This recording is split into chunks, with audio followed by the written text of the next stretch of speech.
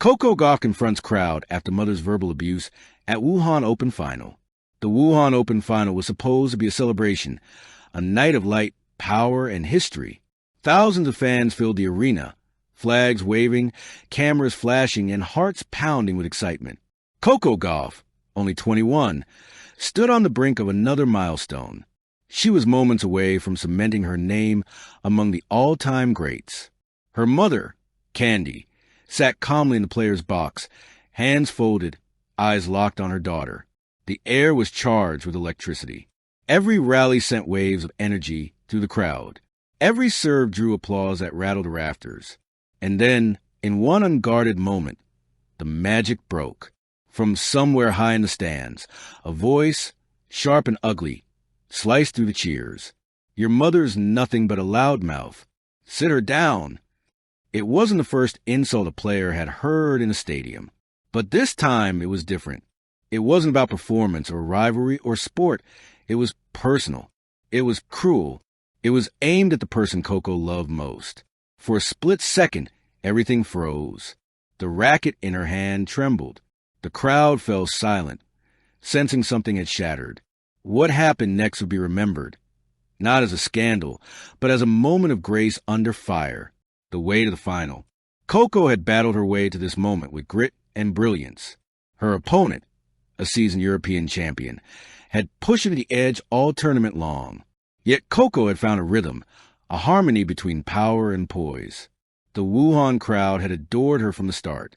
Her charisma, her humility, her joy after every point. She'd won hearts before she'd even swung her racket. But finals are different. They carry pressure that weighs like armor. The slightest crack, mental or emotional, can change everything. As she prepared to serve for a crucial game, she heard it. The insult, clear, loud, unmistakable, directed at her mother, the same woman who had cheered her through childhood tournaments in dusty Florida courts, who had held her hand through every loss, who had whispered prayers before every match. The insult wasn't just noise.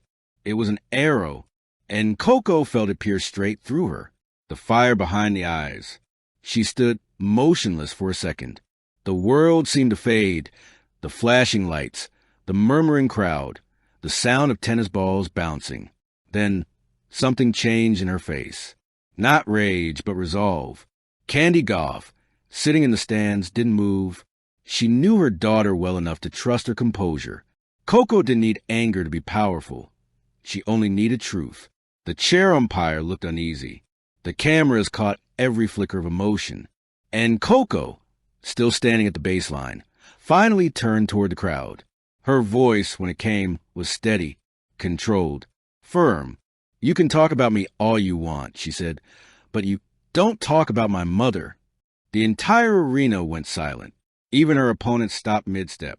The air grew heavy, almost sacred, as if everyone understood they had just witnessed a line that should never have been crossed. Security guards moved toward the stands.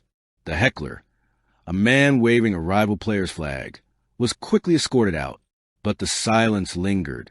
And then, slowly, the crowd began to clap, softly at first, then louder, then thunderous. A standing ovation erupted, not for a point, not for a serve, but for a moment of human dignity. Mother and daughter. After the match, the cameras panned to Candy. She sat still, her expression composed, but her eyes shimmered with tears. She had spent years teaching her daughter how to stay calm in chaos, how to protect peace even when the world tries to shatter it. Now, she saw her daughter embody that lesson before millions. When the match resumed, Coco's game transformed. Every serve cracked like thunder. Every forehand carried purpose. The crowd, once divided, now rallied behind her completely. She played with emotion, but not rage, with fire, but not fury.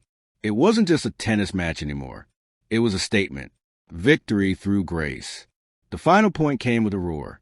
A cross-court winner. Game, set, match, Coco Gauff, the Wuhan champion. She didn't scream or fall to her knees. She simply stood there, breathing deeply, eyes closed, as if grounding herself in the moment. Her opponent walked over, offered a handshake, and whispered, You handled that with more strength than any of us could have." Coco smiled, nodded, and walked toward her box. Her mother stood waiting. And then the hug. It wasn't long, but it said everything. A mother who had given her daughter the world. A daughter who had just given her mother justice. The entire arena cheered again, this time not for victory, but for love. The press conference.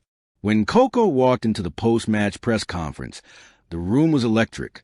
Dozens of reporters, microphones, flashing cameras, all waiting for her reaction. She took her seat, still wearing her winner's jacket, hair tied neatly back. The first question was inevitable. "Coco, how did you feel when you heard the comment about your mother?" She took a deep breath. "Honestly," she said softly, "I've heard a lot of things from crowds before, but my mom, she's my foundation. She's my everything. I couldn't stay silent." She paused. I didn't want to react with anger. I just wanted to remind people, we're human too. We play for love, not just for trophies. Reporters scribbled furiously. Legacy in motion. Months later, when a journalist asked Coco what that night meant to her, she paused before answering. "It was the night I realized my voice was as powerful as my game," she said. "People think being an athlete means hitting hard or running fast. But real strength is standing up for what's right, even when you're shaking." She smiled. "I didn't confront the crowd because I was angry. I did it because I was free." Her response became a viral quote, framed by sports magazines, shared in schools, and used in leadership talks. Coaches began showing that clip to young players, teaching them about composure, respect, and character. Coco had done more than win a title. She'd changed the conversation. Epilogue. What the stadium remembered. Years later, when people talk about the 2025 Wuhan Open final, they don't just recall the scoreline. They remember the moment when a daughter stood tall for her mother, and for something greater than tennis. They remember the hush after the insult. They remember the calm in Coco's voice. They remember the ovation that followed. And above all, they remember how one act of disrespect gave rise to an act of dignity that stunned the world. Closing reflection. The grace of the game. There will always be noise in sports. Hecklers, critics, doubters. But sometimes, one moment reveals who a player truly is. Coco Gauff's confrontation wasn't about fury. It was about love wrapped in courage. She didn't just win the Wuhan Open that night. She won something bigger. Respect, admiration, and a permanent place in the story of sportsmanship. When she raised that trophy, the world didn't just see a champion. They saw a daughter, strong, graceful, unbreakable. They saw a woman who refused to let hate define her. And in that moment, the stadium that once fell silent roared louder than ever, not in chaos, but in unity. Because Coco Gauff had reminded everyone why we watch sports in the first place, not just for victory, but for humanity. Thank you for watching. Please don't forget to hit the subscribe button, like, and share. Till next time,